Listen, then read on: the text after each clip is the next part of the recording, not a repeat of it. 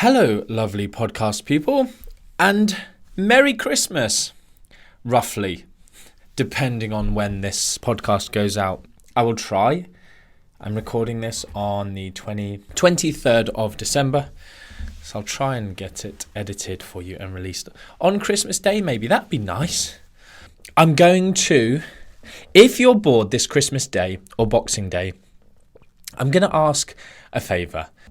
My Christmas wish, the next podcast you'll get, which I've just recorded the intro for, which is a guest appearance. I kind of mentioned, I did on my story about this, if you could ask for one thing this Christmas. Now, this isn't what I would, if I could have anything, this isn't what I would ask for, obviously. However, I'm going to do the realistic version of people I've mostly never met who consume free content, and I have no way of stopping them consuming it if they don't do as I ask. So this is just my Christmas plea. Every year, a child called Martin MacDonald suffers from a lack of podcast reviews. Although, no, there are hundreds and hundreds, so I'm very, very grateful. But yeah, if you have 5 minutes this Christmas Day, I know lots of you have said, I still haven't done it, I'm really sorry. You'll be like, just listen to that podcast, it was amazing. Quick question. And I know I said I'd leave a review, I just haven't got around to it. Anyway, if you'd like to, that would be a lovely Christmas gift. Free, easy, 5 minutes of your time. Again, I know if you're a Spotify or Android user, you can't review it. But again, please stick it on your story, tag me, let me know which has been your favourite episode so far. Give people a recommendation of, if you're going to listen to one podcast this year, Not Another Nutrition Podcast is the one. Anyway, so it's a bit annoying. I've not chosen some special topic for Christmas Day, but I imagine some of you weirdos will go for walks on Christmas Day. I might go for one. Who knows? I went for a jog yesterday. Well done me. It's going to be my Christmas thing. Going to go for a few jogs. But anyway, so listening to this, the topic is the insulin spike. It's a topic that a phrase that people overuse with no concept for what an insulin spike is or what it means. They just will use it. Some bodybuilders say, you want to get the insulin spike. You need carbohydrates with your protein for the insulin spike. Wrong. And on the flip side, that people will go, you don't want the insulin spike, that's going to damage your health, or you don't want the insulin spike, that's going to make you fat, which are all wrong. And so I'm just going to talk about this quickly because, and this came from, I don't know if you've seen, there's like a meme which is like the internet summarized, and it's like, I like oranges, and then you do an Instagram post, I like oranges, social media post, I like oranges. And then person in the comments, well, that's just not very inclusive. What about apples? You're horrible. You're saying no one should eat pineapple and you hate melons. And, it's just like, that's what the internet's like. And I said, some PCOS guru charlatan was basically saying, when I swap from wheat carbs, whatever the hell they are, I guess carbohydrates containing wheat carbs to veg carbs, I lose weight, even if I keep my calories exactly the same. And I said the person who ate less calories. And this, there's a discussion around that. There were some intelligent comments on that post which were like, well, what are the available calories from vegetables, which is a valid point of the available calories from different foods compared to what they are listed as on the labels are slightly different. But they're not enough for someone who's not losing body fat to suddenly switch to then suddenly go, oh my goodness, I lost 2 pounds this week and I didn't lose any. That's like suddenly what we're discussing is like 7,700 less absorbable calories from. It's just ridiculous. The person's a charlatan, first and foremost. And secondly, even if that isn't a true observation they've seen, they just don't understand that they're eating less calories and probably swapping from bread to broccoli and not managing to eat as many calories. And again, maybe they're switching to avocado, and so calories are the same, but actually there's less carbohydrates, so they lost a little bit of weight on the scales and they don't understand the difference between weight and fat, etc., etc. It's just ridiculous. But another person decided to comment and go, well, this is very strange. There's countless studies out there showing that when we eat less carbohydrate and avoid the insulin spike, we lose fat. And here you are saying the complete opposite. And so again, I said, you've mentioned countless studies, but you haven't actually, mentioned a single one. Please do, because it's difficult to have a conversation with you without, when you just make blanket crazy statements that aren't true. And but I just wanted to discuss this concept of insulin spike off the back of that and just explain to people that they need to, and this conversation went on, this person then completely changed their tact and said, well, there's epidemiological studies, and then they linked to just an article on Google, not an actual study, where unfortunately it was written by some researchers, but they've made statements that aren't particularly, that weren't referenced, that they just kind of said off the cuff. Really, they're a bit misleading.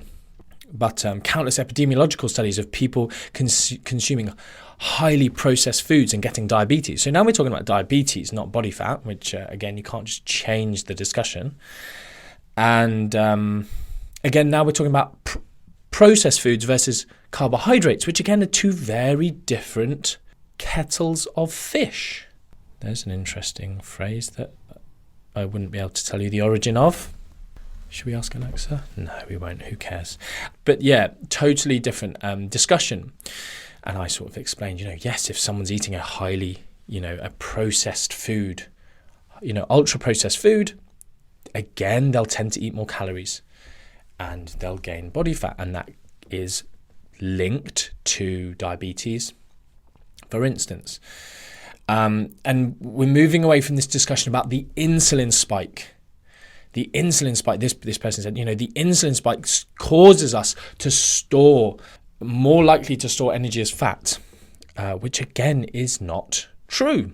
Because if we didn't eat any fat and we just ate lots of carbohydrates, but again, we weren't in a surplus, we're not going to be storing fat. This is the whole reason that if you have a basic understanding of energy balance, you can get away from being fooled by, I think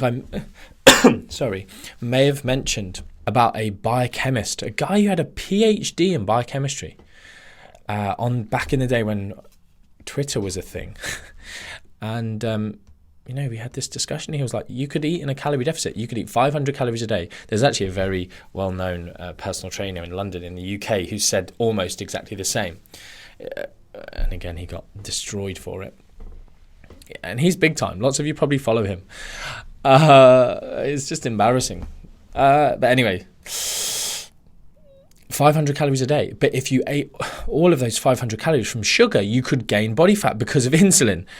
And so I explained it to him very simply. And he actually deleted his tweet. It just doesn't happen. And I'm going to talk to you about a few studies to try and help you understand as a layperson or as a nutritionist or personal trainer, coach, whoever, nutrition enthusiast, why people need to stop worrying about insulin. And just, again, you can take things back to basics. And if you just focus on, something like energy balance and the types of foods that people are eating, which obviously then also does affect energy balance. But likewise, if you're someone who calorie counts, you can ignore, at least for body composition purposes, some of how healthful the food you are consuming, because you kind of take you've got the autonomy to choose how many calories you eat using your brain, not the satiety signals that your body is sending. So if you don't count calories and you eat lots of junk food, you will eat more. And for instance, I'll start with the very, very amazing study by Kevin Hall, who I know I mention a lot, but his studies are phenomenal because the amount of control, the amount of money that goes into them. First and foremost, they're done in metabolic wards. So we're not worrying about people misreporting or lying or living in the real world. We haven't got this adherence issue. We actually control the calories that they eat. And you always have to bear in mind is then if you let people do whatever they wanted in the real world, the results might be different. But when we're looking at the physiological, not behavioral mechanisms, like there's still behavior there. You say to someone, here's a buffet of food, eat as much as you like. That is a normal scenario that people are faced with very often. And when I say that, it's not like a buffet, not like us going to all-you-can-eat restaurants, but it's more a case of your life, your cupboards. You can keep going back and grabbing a bag of crisps, grabbing chocolate, whatever you've bought. So you kind of, life is a buffet for lots of us. And so we have two studies. One, we've got the two actually Kevin Hall studies. One, I think, is probably 2020, 2021. I'll put all of these references in the show notes on my website, martin-mcdonald.com/EP for episode, EP. And whatever episode this is probably like, I don't know, 58. I don't know. You can look. You've got your phone on you right now. Just look. And all the references will be there if you're a geek and you're interested. But two Kevin Hall studies, again, done in these metabolic wards. So we've got amazing control over what people are eating. And we only give them access to foods that are highly processed. And another group, we only give them, it's actually a crossover design. So it's the same group of individuals, but different weeks. We give them only access to unprocessed foods, whole foods, if you will. And we look at the differences in their behaviors. And the differences are hundreds and hundreds and hundreds of calories difference that people consume. And the really, really interesting thing about this study is they matched the availability of protein, for instance. So there was, you were either eating like turkey bacon in one or like organic beef, whatever, steak in another, or fish in this one. And I'm trying to think some of the sort of more processed meat options, sausages, for instance, in another one. And so they matched it for that. They matched it as much as possible for palatability, how much you would enjoy eating the meal, how you would rate the taste and feel of the meal.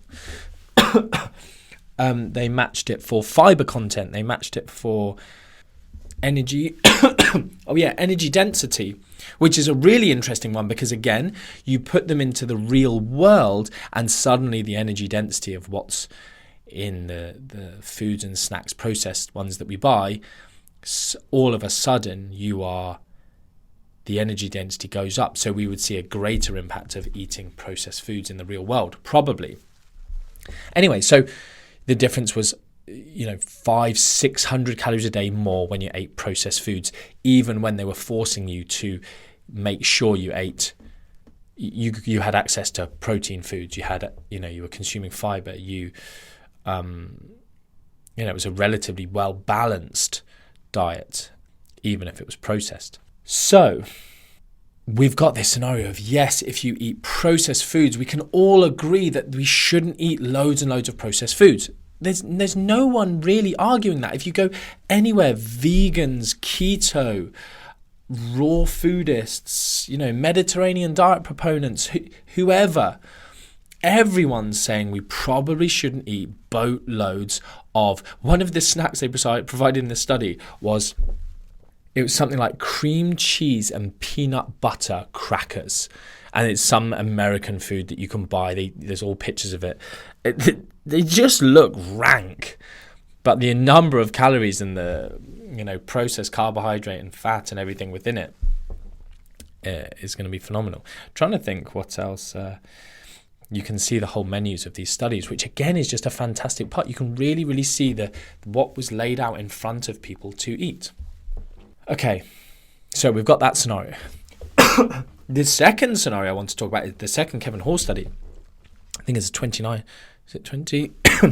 Sorry, I'm coughing so much. Very annoying. What I saw this funny meme. Live, laugh, lateral flow. If we never see another lateral flow again, it will be too soon, right? Anyway, whenever I get a cough, I seem to when in 2016, when the year that MNU started, and obviously the year before that when we were prepping it, and I was sleeping like a few hours a night, sleeping on the just literally, like, I ended up getting a mattress on the floor in the office, but I was just literally doing stuff and then just falling asleep on hard floors, exhausted, like a few hours a night for like a year. And I got really, really ill. And so I think there's still 1 or 2 lectures within MNU that are due to re-record, because you can hear me like swallowing through, like, I don't know, congestion, or like I'm like coughing, and it's horrible. But we've removed most of them, like we've re-recorded them, because we tend to update the science every 6 to 12 months. Most of them are gone now, but some of them was so good. Like, just, and I know I'm sort of giving myself a compliment there, but just, I was so passionate. I knew I had just prepared it. I loved recording it. I ended up making some funny jokes, which I can't just repeat the jokes, because they're not, you can, but sometimes they're genuinely just off the cuff. And I just don't, I'm just a bit like, come on, it's a few coughs, get over it. It's a phenomenal lecture. But anyway, but I had this cough even once I was better for like 6 months after getting better, and it's just, I don't know, my genetics not good with these coughs. Every time I get in the cold, coughing. And you just can't cough these days. You're like a criminal if you cough now. I'm like, I'm not sick. It's irritation. Anyway, off topic as usual. So the keto and whole food plant-based diet study by Kevin Hall, again, it's a game changer, because if you had asked me the results of this, what I would hypothesize the results, I would never have guessed the outcome. So again, you change your stance, you update your knowledge, you add it to your brain bank when trying to understand nutritional science. A keto, very, very low carbohydrate, moderate protein, ketogenic diet group, and a group fed. Now listen to this. If I put this on my story, I was going to do this actually. If I said to you, you're relatively sedentary and you eat a 75% carbohydrate diet, is it going to be good for you? And I did actually do this a few years back. People were like, no, sedentary people shouldn't eat carbs. And unfortunately, that is how we are biased these days. Like people like Joe Wicks, you can only have carbohydrate on your exercise days. You can only eat carbs after you've done your whatever star jumps workout. Oh, what was that ridiculous thing? He was like doing bicep curls on a watt bike, or I don't know, stationary cycle. So yeah, it's this idea that carbohydrate is only a fuel if you're someone who exercises loads, like a triathlete. And it's just not true. We should all be active, but we don't need to be training and like hardcore exercises to go for jogs every day. But you have to get your fuel from somewhere.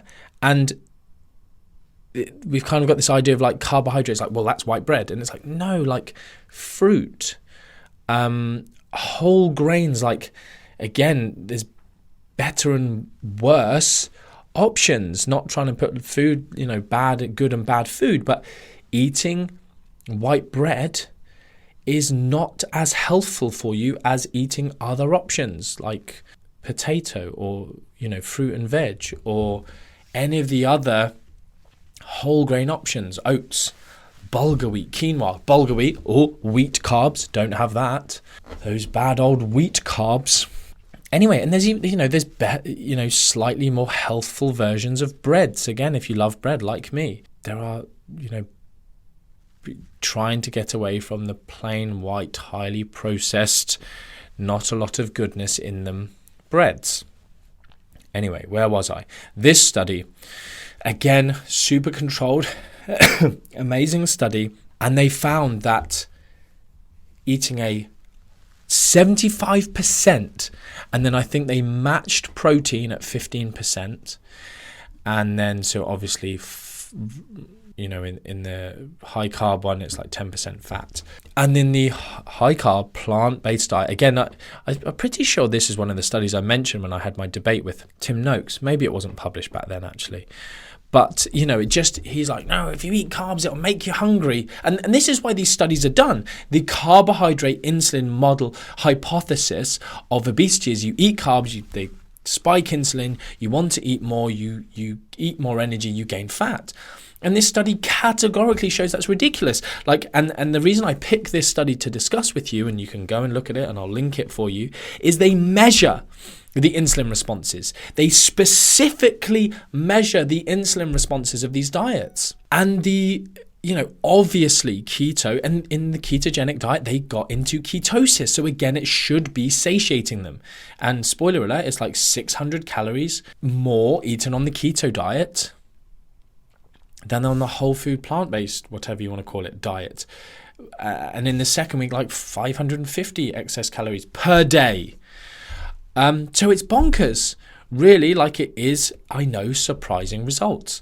And people go, it needs to be longer, if you did it for a month or 2 months. But it's like, no, in this second week of this study, the keto group were in ketosis. Their blood ketones, whatever it is, beta hydroxybutyrate levels are pretty much maxed out. They don't go higher. We've got longer studies that measure blood ketones and they don't go higher than they were finding in that study. So you can't just go, you need to do it for longer. No, if you did it for longer, it's not good. There's no feasible reason. There might change. Yes, we're open to that discussion, but you can't go, it's because they're not in enough ketosis. Yeah, they were. We've measured it.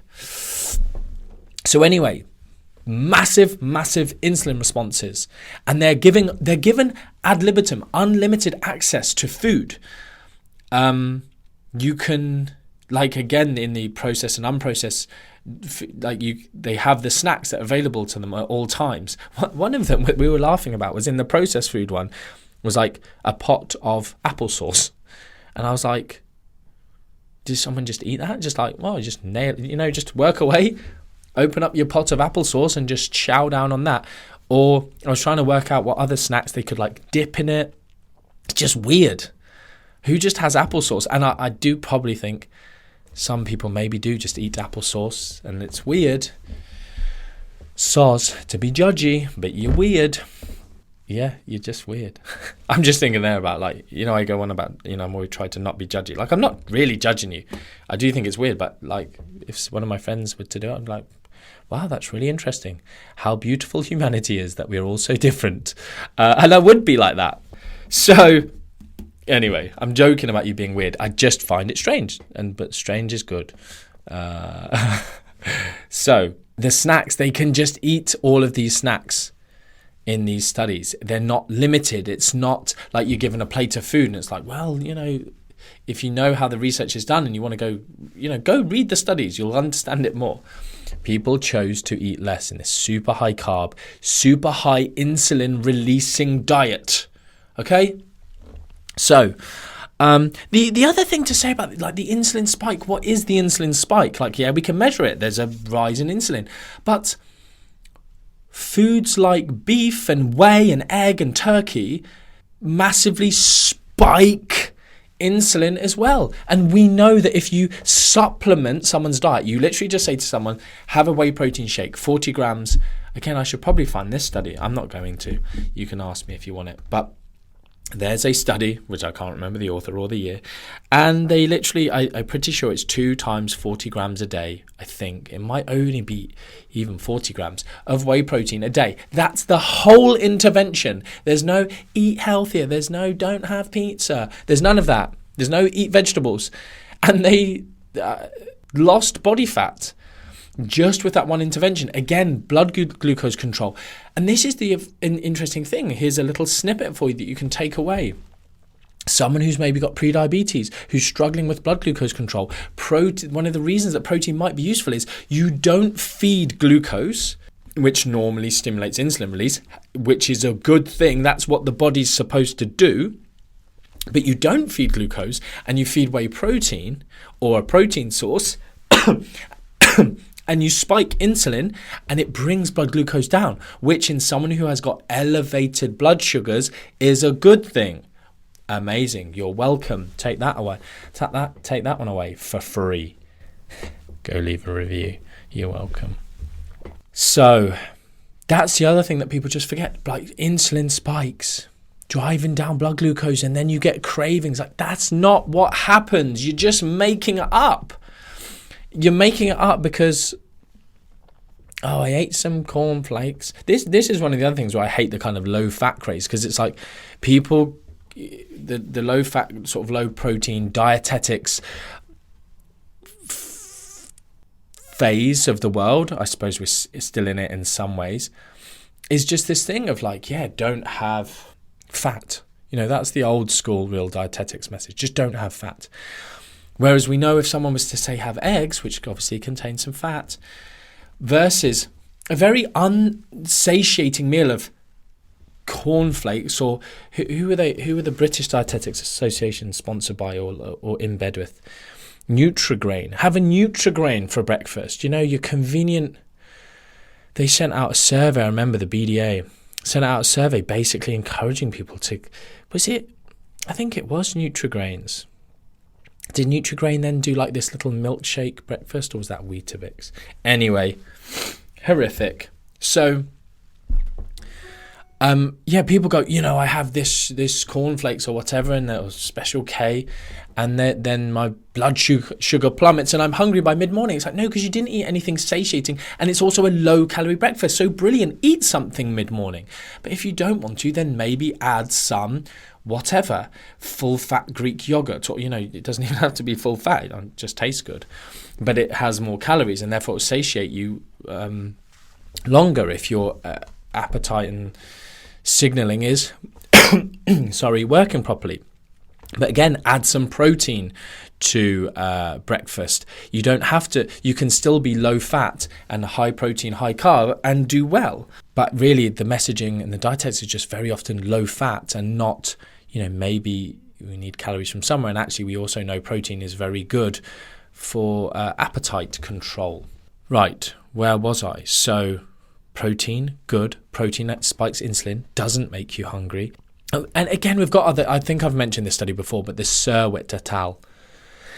Study, which was like a high sugar versus low sugar. And I always talk about this one because it's mental. It's like 166 grams of sugar a day in a calorie deficit. Like, it's a mad diet. It's like, I'm sure these people must have been starving. But again, this idea that sugar's going to stop you is toxic and it'll stop you losing fat and whatever.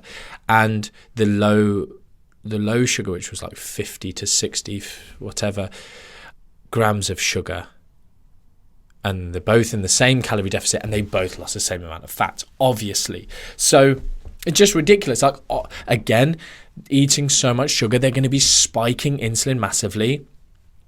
Not an issue. Again, that's where it's an issue of like the free living world, or if someone's not purposely trying to lose weight or purposely hitting a number of calories, it's probably not very helpful to consume 166 grams of sugar. But it's just, if we're talking mechanistically, it's not stopping fat loss. End of story.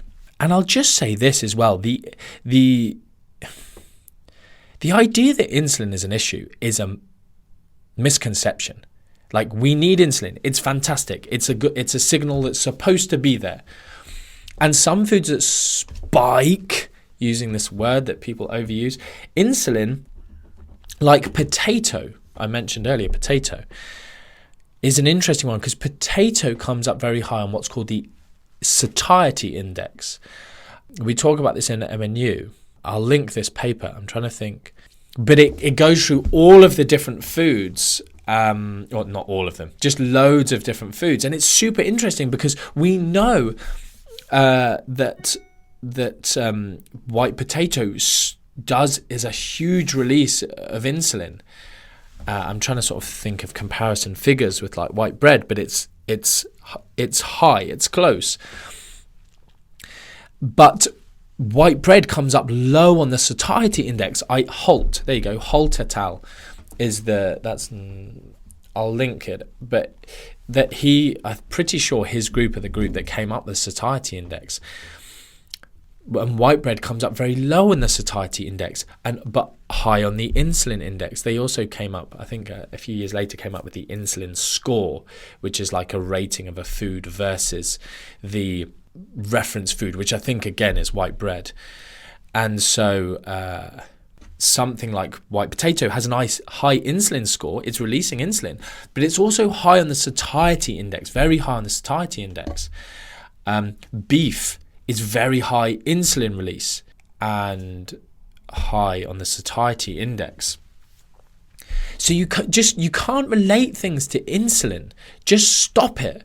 Stop relating the insulin release of your diet as a whole, of single foods, like the glycemic index is relatively useless, and start just going back to the idea of how processed or is my food ultra processed or is it unprocessed? Is it highly palatable with high, food scientists designing this glazed donut, high in sugar, high in fat, high in easily digestible starch, like processed carbohydrate, versus how much fiber and how whole and etc. is the food that I'm consuming?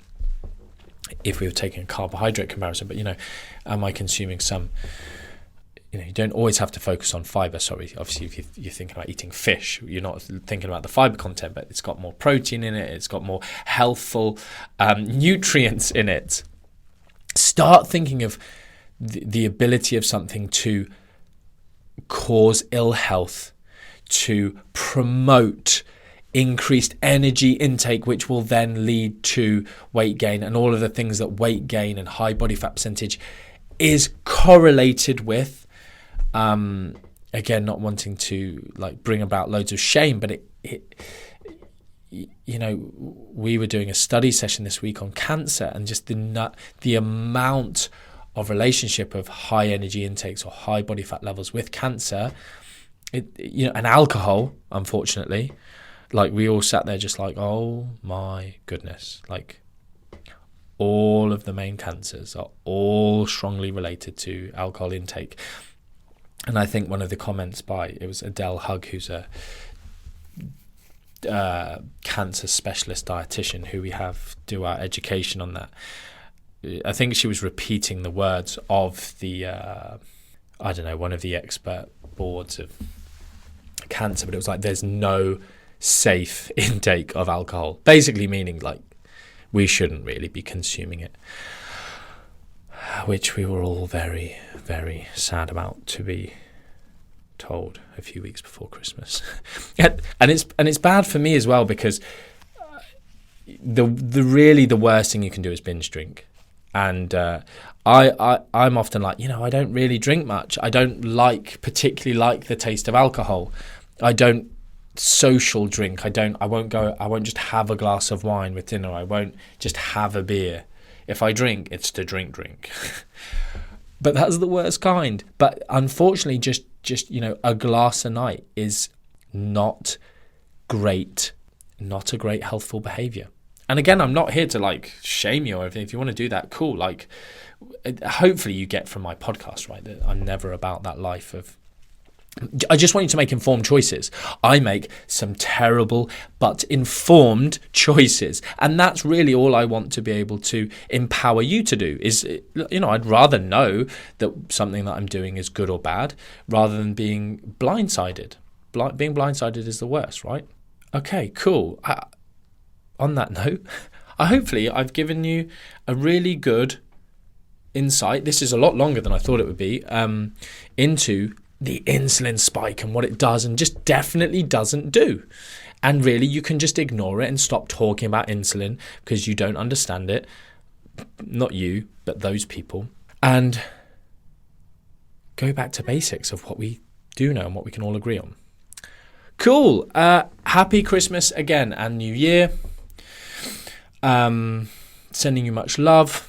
And thank you very much for being a listener of my podcast. And I will try and make 2022 a year of more podcasts. Keep it going.